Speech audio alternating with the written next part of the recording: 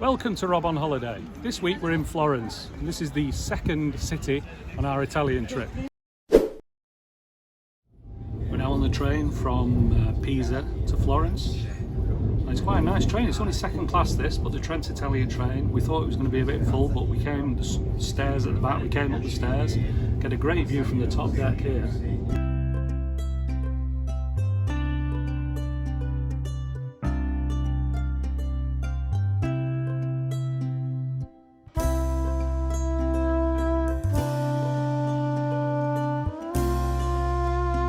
The first thing to see in Florence, and of course one of the iconic places, is the Ponte Vecchio.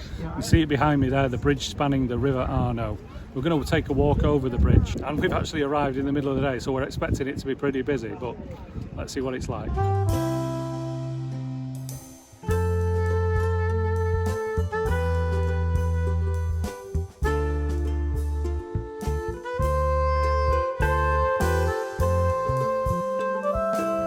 This is a good place to pull in to get the best shots of the Ponte Vecchio, just down from the Uffizi Gallery. You get a nice view alongside the bridge and the river.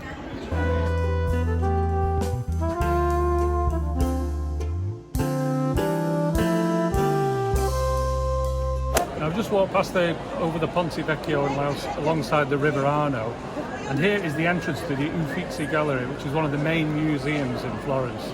Now, we don't generally go in many museums, we're more about the architecture.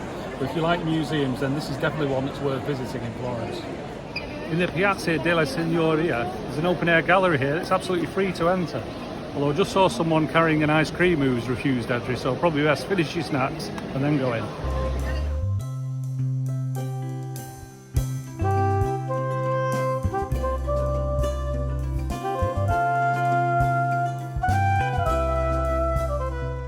Piazza della Signoria has a few things worth seeing.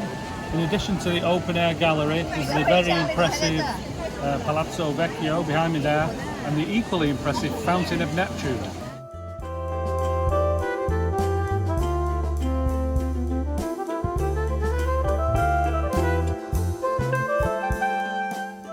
This is a small attraction here in Florence, but you can see how popular it is. It's the Fontana della Porcellino. The bronze ball there, you're supposed to rub its nose for good luck. I think you might have to get in the queue to do it.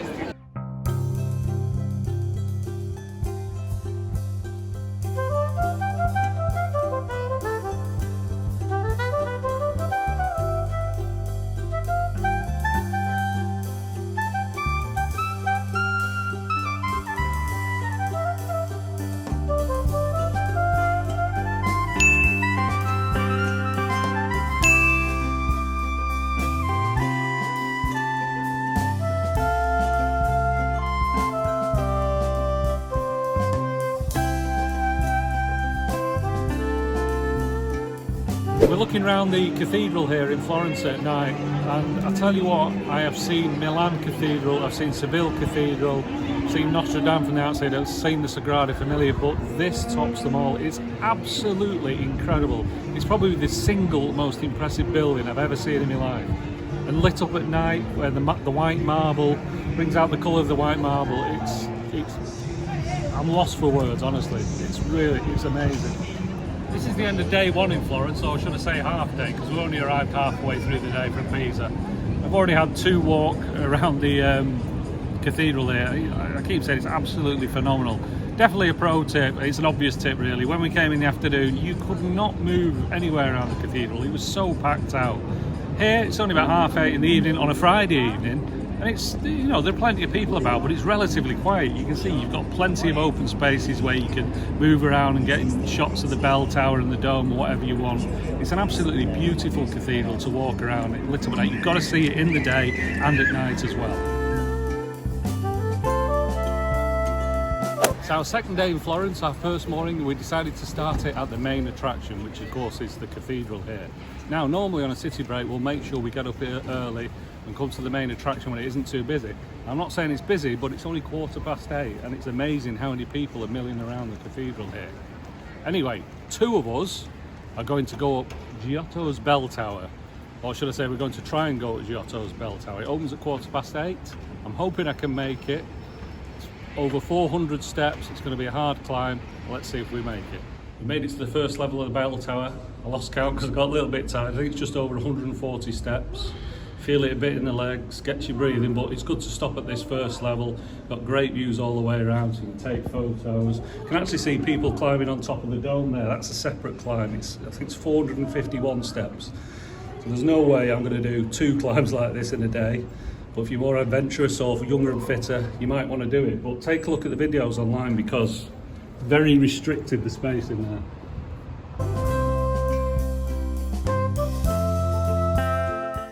Another 64 steps. Seems to have got to the second level, so that's just over 200 steps in total.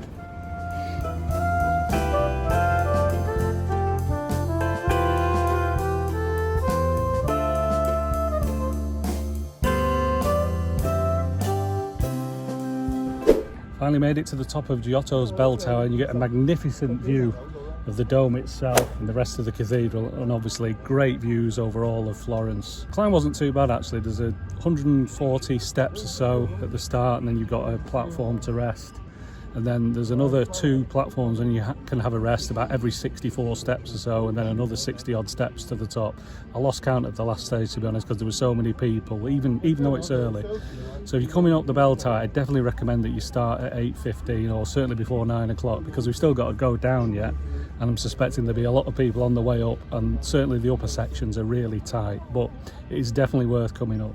Finally back on terra firma, and I say it's a magnificent experience climbing the bell tower here at Florence Cathedral. Just a correction to the video I did before, the last section after the rest point is about 120 steps. So that makes sense, because I can't remember what the official step count is, it's about 400. Now, if you're thinking, can I get up the tower or can I not? One thing I will say is if you suffer from claustrophobia, you might struggle on the stairway because it's very thin and you're going to be going up when people are coming down, and you know, you're going to be coming down when people are coming up. In terms of fitness level required, I mean, obviously there are going to be some people who can't make it, but I mean, look at me, I'm not exactly fit, but the key to me getting up there was taking plenty of rests. There are 3 different levels where you can stop, have a sit down and a walk around and admire the view at different points in the climb. So don't think of it as, oh God, I've got to go up the 400 steps. It's like 140 steps, then another 64, then another 64, then a last burst of 120. So if you like spend 5 or 10 minutes on each of those levels, let your heart rate come down, give your legs a bit of a rest, I think you'll be okay if you've got a good general fitness.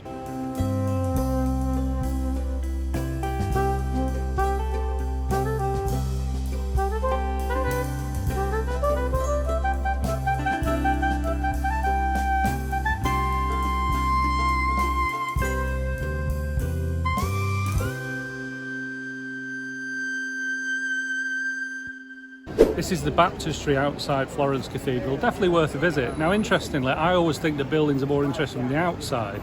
This is a nice building but relatively plain, say, compared to the baptistry at Pisa. But inside there's a lot of ornate work that is really worth seeing. It'll only take you 5 or 10 minutes to go around. If you've got a ticket, you know, you buy a ticket for the site, just put it under the bar scanner there, you can see the crowd going and just go straight in. Definitely worth seeing inside.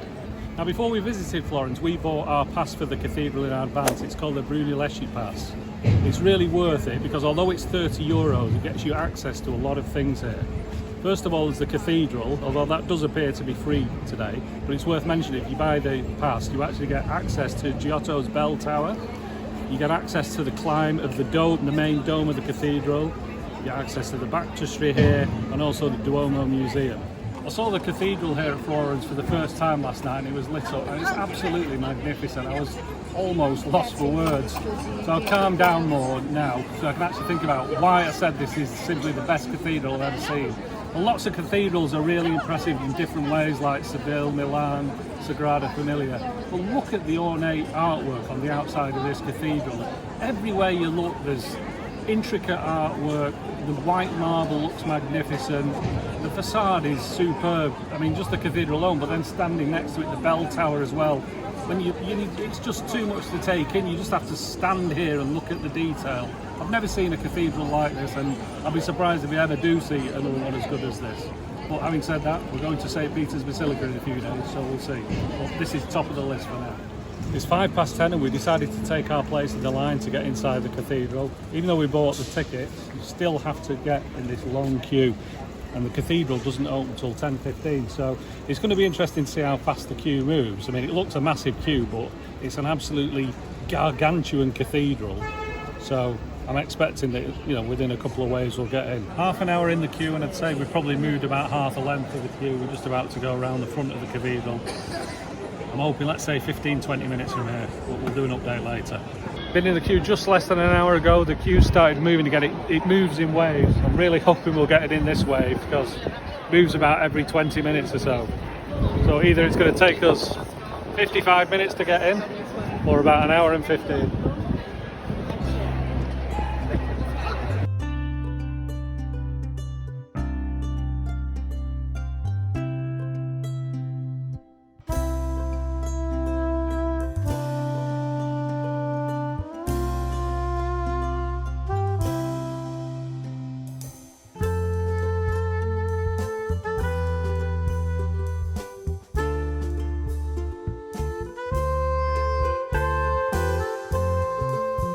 Let's do the review of the cathedral then. As I've already said, the outside is absolutely magnificent. Probably the best cathedral I've seen in all the places we've been throughout Europe. But I have to say I'm a bit underwhelmed with the inside. There's a nice stained glass window and clock at one end. There's an absolutely beautiful fresco under the dome. There's no question that's great. And you can also go underneath and see some excavations that have been open to the public. You know, that was really good to see. But in the main, it's pretty dull inside the cathedral. You know, the grey stone columns, and then the walls are cream, and it's just all grey and cream. There's nothing really ornate in there apart from a few works of art. Compare that to Pisa Cathedral yesterday, where we were only inside for 5 or 10 minutes, but the columns and the arches were magnificent in there. So we waited an hour, slightly underwhelmed. The cathedral overall, in terms of looking at it, the bell tower is great, but inside you might want to think about not queuing too long to see the inside.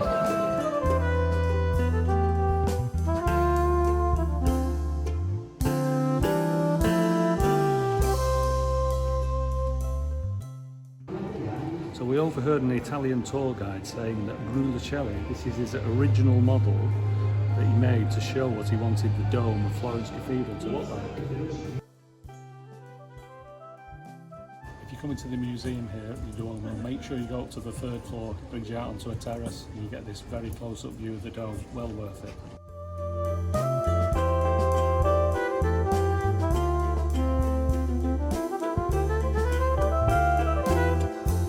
So that's the cathedral at Florence. Plenty of options. Like I say, if you want to see absolutely everything, get the Brunelleschi ticket, €30 for everything. But if you're on a more limited budget, I would go, I think it's €7 to just go up the bell tower. Because there's no doubt, whatever you do, the beauty of Florence Cathedral is from the outside.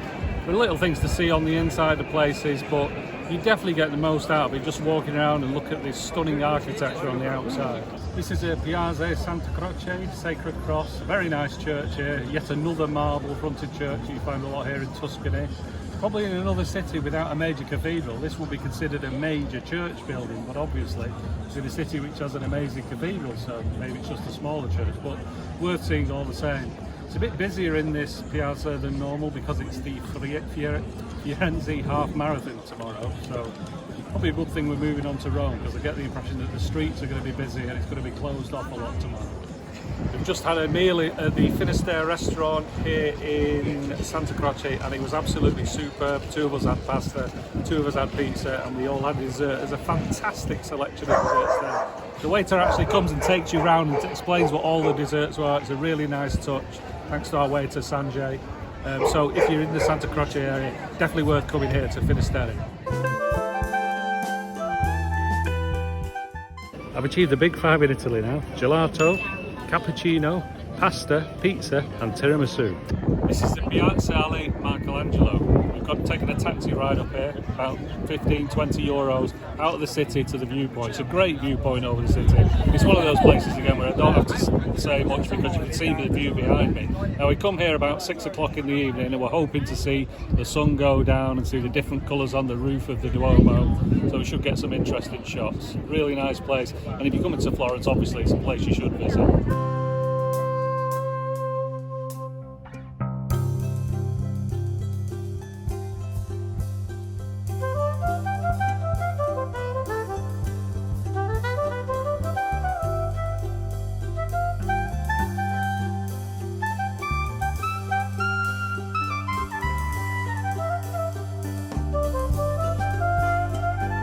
So the viewpoint at Piazzale Michelangelo is getting really busy now. I can't believe how busy it is.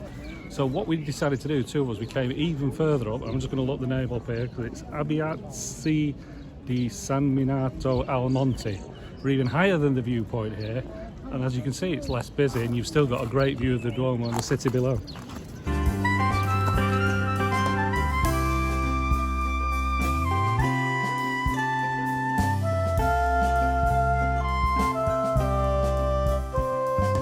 We've come back down to the Piazzale Michelangelo now, just going dark, and you can see behind me the Duomo is lit up. It looks beautiful, the city skyline.